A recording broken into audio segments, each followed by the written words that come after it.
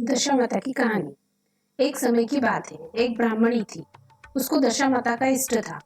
उसका प्रतिदिन का नियम था कि जो कोई भी उसके दरवाजे पर मांगने आता था उसे वह जरूर देती थी। वह किसी को भी अपने घर से खाली हाथ जाने नहीं देती थी।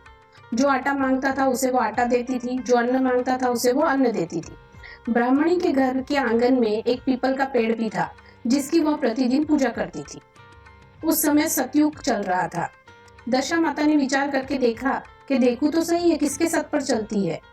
तो दशा माता एक हंस का रूप धरकर उसके घर पर पधारे और आंगन में लंबी लंबी गर्दन करके घूमने लगे। ब्राह्मणी ने गेहूं के दाने डाले तो वो हंस ने नहीं खाए। मक्की के दाने डाले वो भी उसने नहीं खाए। ब्राह्मणी ने ज्वार के दाने डाले वो भी उसने नहीं खाए। उस समय सतयुग चल रहा था। तो हंस ने बोलकर कहा कि हंस चुगे तो मोती चुगे, वरना भूखा ही रहे। तब तो फिर ब्राह्मणी के घर में जो पैसे थे वो देकर दुकान से मोती ले आई और हंस को मोती चुगाए, और हंस तो मोती चुग कर चला गया। दूसरे दिन जब हंस आया तो आकर बोला कि हंस चुगे तो मोती चुगे, वरना भूखे ही रहे। तो फिर ब्राह्मणी अपने जेवर बेचकर दुकान से मोती खरीद कर लाई और हंस को चुगाए। हंस तो मोती चुग कर चला गया। तीसरा दिन होते ही वह हंस वापिस आया तो ब्राह्मणी परेशान हो गई कि अब मैं मोती और कहां से लाऊं। फिर ब्राह्मणी अपना घर गिरवी रखकर मोती खरीद के लाई और हंस को चुगाए। उस दिन ब्राह्मणी को नींद भी नहीं आई और कल जब हंस आएगा तो मोती कहां से लाऊंगी। चौथा दिन होते ही हंस तो आ गया। फिर ब्राह्मणी अपनी बेटी को सेठ के यहाँ नौकरानी के रूप में रखकर सेठ से पैसे लेकर आई।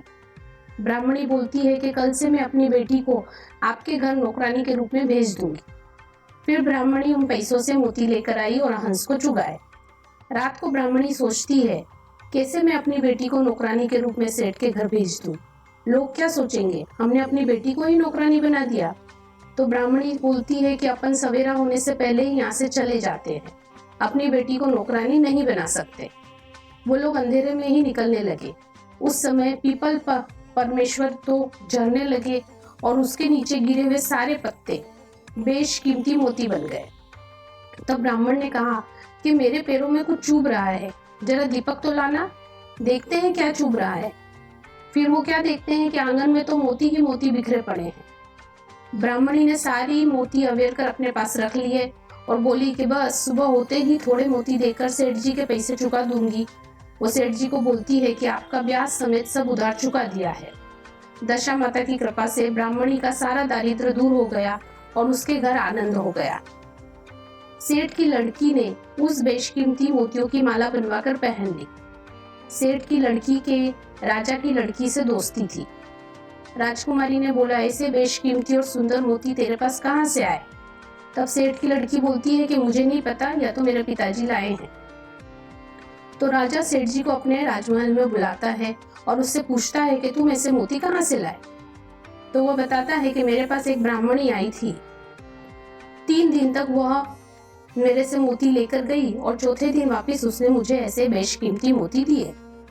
तब वह राजा बोला कि तू उस ब्राह्मणी को बुलाकर मेरे पास लेकर आ और उससे पूछो कि ये मोती कहां से लाई।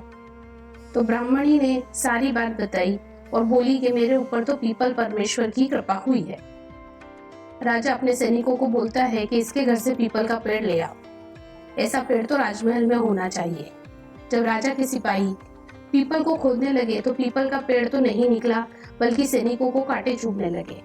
राजा ने कहा कि वो पीपल का पेड़ तो इनकी किस्मत में ही लिखा हुआ है, उसको वहीं रहने दो।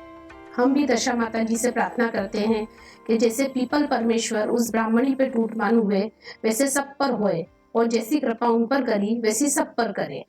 अधूरी होए तो पूरी कर जो, पूरी होए तो मान कर जो। जय हो दशा माता की जय। गणेश जी की कहानी। एक बुढ़िया थी। वह बहुत ही गरीब और अंधी थी। उसके एक बेटा और बहू थे। वह बुढ़िया सदैव गणेश जी की पूजा किया करती थी। एक दिन गणेश जी ने प्रकट होकर उस बुढ़िया से कहा, बुढ़िया माँ, तू जो चाहे वो मांग ले। बुढ़िया बोली, मुझे तो मांगना नहीं आते, कैसे और क्या मांगू। तब गणेश जी बोले, अपने बेटे बहू से पूछकर मांग ले। तब बुढ़िया ने अपने बेटे से पूछा। गणेश जी कहते हैं कि तू कुछ मांग ले, बता मैं क्या मांगू। तो पुत्र ने कहा, तू तो धन मांग ले। बहू से पूछा तो बहू ने कहा, नाती मांग लो। तब बुढ़िया ने सोचा ये तो सब अपने अपने मतलब की बात कह रहे हैं। तब उस बुढ़िया ने पड़ोसियों से पूछा, तो उन्होंने कहा कि बुढ़िया तू तो थोड़े दिन ही जिएगी, तू क्यों धन मांगे, क्यों नाती मांगे, तू तो अपने आंखों की रोशनी मांग ले जिससे तेरी जिंदगी आराम से कट जाए।